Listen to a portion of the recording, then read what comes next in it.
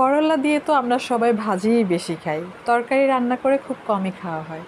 আর করলা আর শোল মাছের ঝোল ঝোল তরকারি গরম ভাতের সাথে যে কী যে টেস্ট, কী যে মজা লাগে, এটা আসলে যারা না খেয়েছে তারা বুঝবে না। আমার কাছে তো এই করলা দিয়ে শোল মাছের ঝোল খেতে দারুণ লাগে। তাহলে চলেন রেসিপিটি দেখে নেওয়া যাক। তো আমি এখানে নিয়েছি একটা করলা, একটা আলু আর একটা ছোট সাইজের শোল মাছ। এটা আমি স্বপ্ন থেকে নিয়ে আসছি, ওরা মাছ কেটে বিক্রি করে।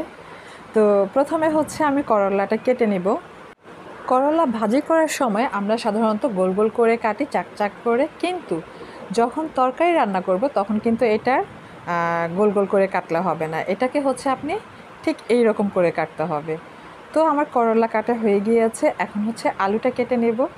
আর আলু তো আমার অনেক প্রিয় একটা সবজি, আপনারা সবাই জানেন আমি আমার প্রত্যেকটা রেসিপিতে আলু দিয়ে দিই। তো আপনারা যদি আলু পছন্দ না করেন তাহলে আলুটা কিন্তু স্কিপ করতে পারেন, কিন্তু আমি বলি যে আলু দিলে না এই তরকারিটা আরও টেস্ট লাগে। তো আলুটাকে হচ্ছে একটু পাতলা পাতলা করে কেটে নিলাম, কারণ এতে করে খুব তাড়াতাড়ি সিদ্ধ হয়ে যাবে, কারণ করলা কিন্তু অল্প সময় সিদ্ধ হয়ে যায়। আর শোল মাছটাকে এখন কেটে নিব। আমি দেখেছি যে আমার মা হচ্ছে শোল মাছ বড় হোক আর ছোট হোক এভাবে কেটে তারপরে হচ্ছে যে ছোট ছোট পিস করে কাটতো। যাই হোক, এই শোল মাছটার পেটে ডিম ছিল, এই মাছটা আসলে ধরা উচিত হয়নি। আর ডিমেলা মাছ দেখলে আমিও এটা কিনতাম না, অন্য একটা নিতাম, কারণ খুব মায়া লাগে, কারণ একটা মাছ থেকে আরও অনেকগুলো মাছ হতে পারতো। আর এগুলো হচ্ছে আমাদের দেশি মাছ, এগুলো খেতে অনেক ভালো লাগে। আমাদের উচিত এই মাছগুলোকে সংরক্ষণ করা, যাতে পরবর্তী প্রজন্ম এই মাছগুলো বেশি বেশি করে খেতে পারে। তো মাছগুলো ভালো করে লবণ দিয়ে ধুয়ে হলুদ মরিচ মাখিয়ে তারপর হালকা করে একটু ভেজে নিলাম।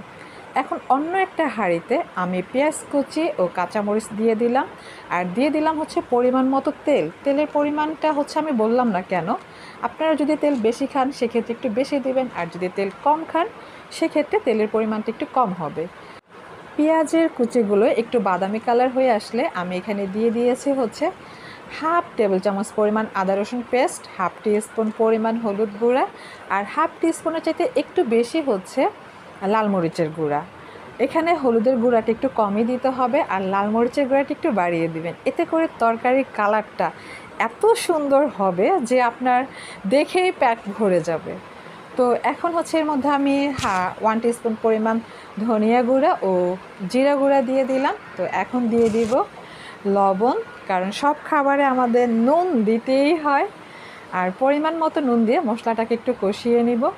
কষানো হয়ে গেলে সেই টাটকা সবজিগুলো সুন্দর করে যে আমি ধুয়ে পানি ঝরিয়ে রেখেছিলাম এখানে দিয়ে দিব। এখন হচ্ছে ঢাকনা দিয়ে ঢেকে মিডিয়াম আঁচে এই সবজিগুলোকে একটু সুন্দর করে কষিয়ে নিতে হবে। তো এর মধ্যে আমি 4-5 টুকরা হচ্ছে টমেটো দিয়ে দিলাম।